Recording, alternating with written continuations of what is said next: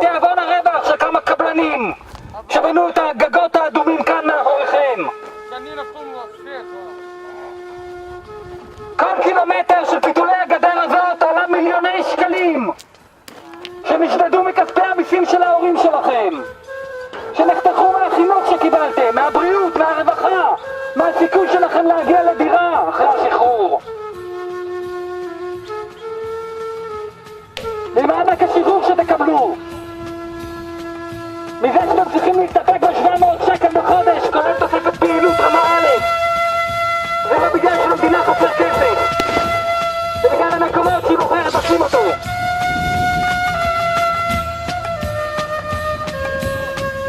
אז הנה יריתם מהר ברימון גז מבנייה, עוד כמה שקלים מכספי המיסים של ההורים שלכם, עוד כמה שקלים שיחזרו למדינת ישראל שתשתחררו. במענק השחרור שלכם לא יספיק אפילו לקורס פסיכומטרי.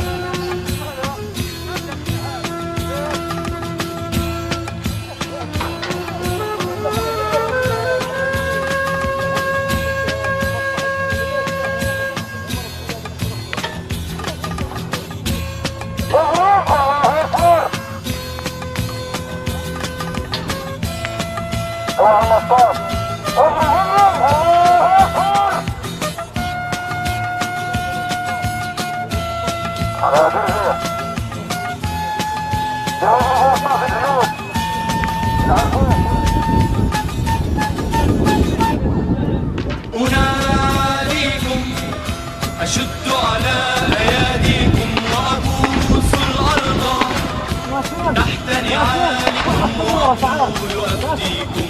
أناديكم أشد على أياديكم وأبوس الأرض تحت نعالكم وأقول أفديكم. So yes, this time even I was blocked for a few hours on the borders, and I felt that I will not be out. I was out. It was easier this time for me to get out, because I think maybe they thought that even if they stop me or arrest me or do whatever they want, it will not be for any benefits. It will just be annoying for them. So it was easy to get out this time, even though for me, it was being in Jordan, this time was really much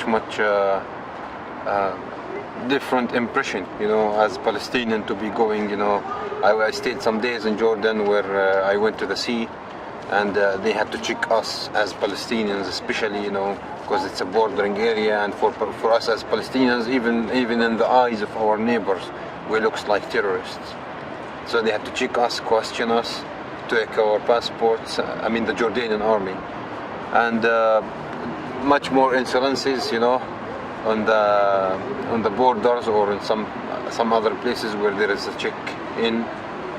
And there are many things that insult me when I saw how they let everyone pass. But for us as Palestinians, plus recently the Syrians, we don't go easily. But despite this, after I got through the checkpoint, I managed to see the sea, and by seeing the sea for the first time, swimming in the sea forever in my life, all my worries, all my pain, all my anger, my how can I say it, my hard feelings just disappear, because the sea, just makes you forget the whole world. And that's how I stayed 3 days, from the morning until it's completely dark, just on the beach, in the sea, in the Red Sea, in the Al-Aqaba area. And my friends thought that I'm crazy. But yes, the sea has a really different impact in the life of the person, where it changed everything.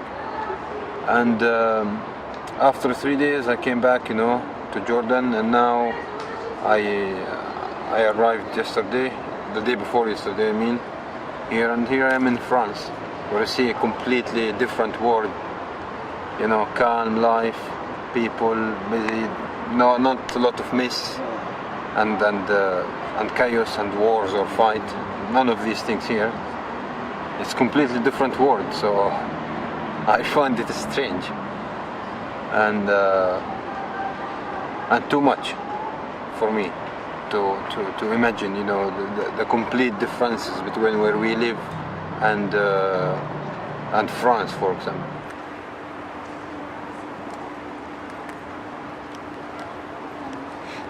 When you're here and you experience France and Europe and those things, and then you go back to Palestine, what impact does that have on you psychologically?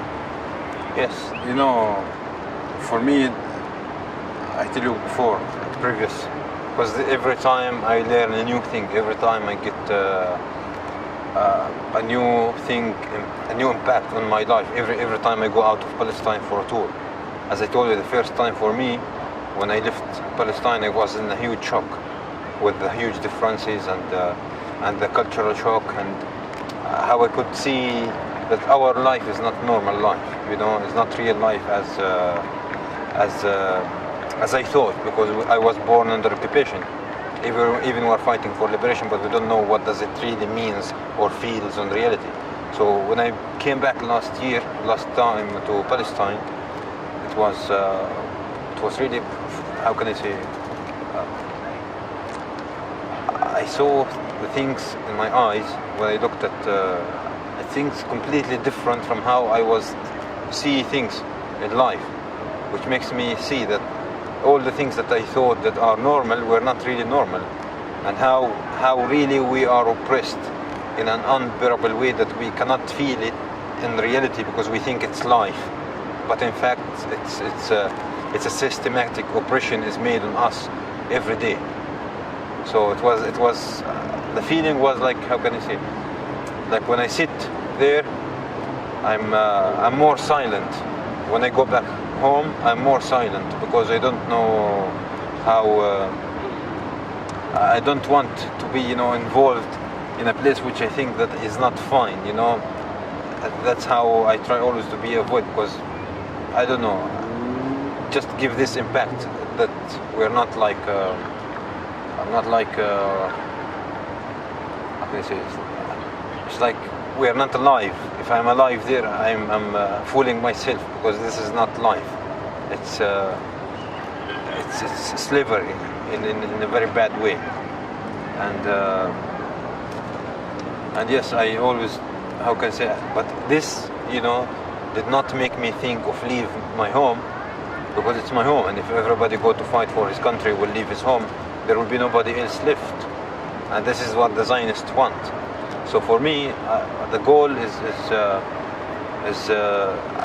makes me, these feelings makes me become more determined, you know, to fight more and more and dedicate most of my life for the struggle to get the freedom for my people and for us as soon as we can, as soon as possible, or at least reach some steps towards the freedom, just like, you know, because I know now what does real freedom taste or feels, despite the problems of every country, of course. But for me, and compared to our situation, here is like heaven, you know. But I want to have like this here, like this in my country. I have to have real freedom. That's what I like: physical freedom and mental freedom. Do you think you're able to take those feelings home and pass them on to other people? I would like to think so. You know, these feelings, you know, when I get it to my friends, when I came back and I start to talk with my friends and explain them, you know, how great what we are fighting for, about how, what is the real feelings or the meaning or the real feeling to be feeling or treated as a human being, not as less than an animal, was really unbelievable. My friends did not believe me because they can't imagine it, you know. It's hard for them to imagine it because they never felt it or lived it. That's why, and they were born under occupation just like me. So it was hard to explain them about that what is, you know, freedom, or what is it to be treated as a human, because they think it's fine, which is not fine life inside Palestine. Just a small example, to give you a small example, you know. Forget about, you know, the checkpoints, about the daily insultings and the blocking at the checkpoints for us for hours with no caring, no health insurances, no cares, nothing, no security, no money, no jobs, nothing. none of these things for us. Forget about this. I'm not going to focus on these subjects because you might find something like this in another places. But the problem of just a small example to show you what does it mean for you to feel that you're less than an animal, that you're not a human being, treated not a human being. You know, if you kill, you see the dogs here, you know, everybody have a dog in France, where the dogs have health insurances, they have, some of them have even passports. We don't have passports as Palestinians. Anyway, so if you kill an Israeli dog, you know, you go to jail for 99 years, which is a life sentence in Israeli security jails. And that's what a friend of mine, our neighbors, you know, 2 of them, they are in jail for killing an Israeli dog, and they are in jail since 13 years. For me, when I was inside the jail, there was a revolution, and the soldiers opened the gate for the military dogs to bite us. And when one of the dogs when one of my friends hit one of the dogs was injured, or I don't know what happened to the dog. Then they accuse the man, because they film him with the camera. They accuse him in the court for 25 years in jail for hitting an Israeli dog.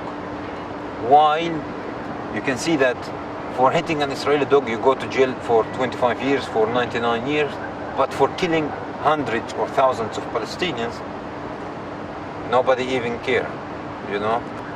And that's what is a small example to show you what is it to see that even the animals are treated with more, you know, values than us, which makes you feel that if you are an animal, you will be lucky, you know.